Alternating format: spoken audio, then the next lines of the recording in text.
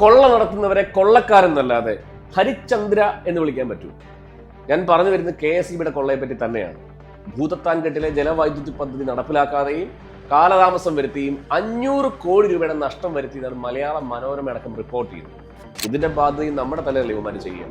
CITU ഗ്രൂപ്പിലൊക്കെ KSEBിയെ നശിപ്പിക്കാൻ കച്ച കെട്ടി ഇറങ്ങിയവൻ എന്നാണ് എന്നെ ആക്ഷേപിക്കുന്നത്. ഞങ്ങൾ ഒരു കച്ചയും കെട്ടിയിട്ടില്ല. നശിപ്പിക്കുക എന്നുള്ളതല്ല, നമുക്ക് ഒരുമിച്ച് നന്നാക്കുക എന്നുള്ളതാണ് ലക്ഷ്യം. കേരളത്തിൽ ആം ആദ്മി പാർട്ടി ഏറ്റെടുത്തിരിക്കുന്ന ഏറ്റവും ജനകീയമായ വിഷയങ്ങൾ ഒന്നാണ് എന്ന് പറയുന്നതിൽ എനിക്ക് അഭിമാനമുണ്ട്. ഒരുപാട് മനുഷ്യരാണ് എന്നെ ഫോൺ കോൾ ചെയ്യുന്നത്.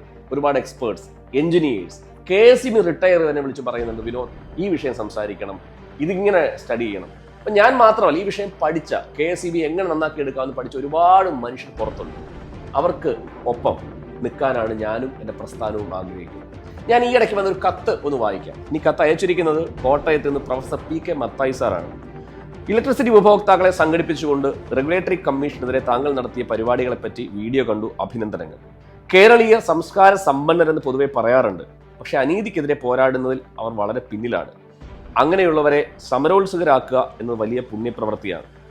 84 വയസ്സുള്ള എനിക്ക് പ്രത്യക്ഷ സമര പരിപാടികൾ പങ്കെടുക്കുക പ്രയാസം. എങ്കിലും താങ്കളുടെ പോരാട്ടങ്ങളിൽ എല്ലാ വിജയങ്ങളും നേരുന്നു. Thank you so much sir. ഞാൻ പറഞ്ഞു വരുന്നത്, ഇത്തരത്തിൽ ചിന്തിക്കുന്ന ഒരുപാട് മനുഷ്യർ നമുക്കിടയിലുണ്ട്. ഇത് നന്നാവണം എന്ന് ചിന്തിക്കുന്നവരുണ്ട്. അങ്ങനെയുള്ളവരെ ഒരുമിച്ച് കൈപിടിച്ചുകൊണ്ട് നമുക്കൊരു യാത്ര തുടങ്ങിയാണ്. KSEB നശിപ്പിക്കുക എന്നുള്ളതല്ല, നന്നാക്കുക എന്നുള്ളതാണ്. ഇതിനടിയിൽ ഞാനൊരു നമ്പർ കൊടുക്കുന്നു. ഈ നമ്പറിലേക്ക് നിങ്ങൾക്ക് വിളിക്കാം. നിങ്ങളെന്ന് പറഞ്ഞാൽ KSEB നന്നാക്കാൻ താല്പര്യമുള്ള ഏതൊരാൾക്കും ഈ ഉദ്യമത്തിൽ ഒരുമിച്ച് നിൽക്കാം. കക്ഷി രാഷ്ട്രീയം മറന്ന് നമുക്ക് പൊതുവേദികൾ സംഘടിപ്പിക്കാം, ഡിബേറ്റുകൾ ചെയ്യാം, KSEB ഉദ്യോഗസ്ഥരോട് തർക്കിക്കാം, പോസ്റ്റർ ഡിസൈൻ ചെയ്യാൻ താല്പര്യമുള്ള ചെറുപ്പക്കാർ, ഈ നാട്ടിലെ ഇൻഫ്ലുവൻസേഴ്സ്, അതുപോലെ ഈ വിഷയത്തിൽ ഈ പാർട്ടിക്കൊപ്പം എനിക്കൊപ്പം ഒരുമിച്ച് നിൽക്കാൻ താല്പര്യമുള്ള ഏതൊരാൾക്കും കോൺടാക്ട് ചെയ്യാം.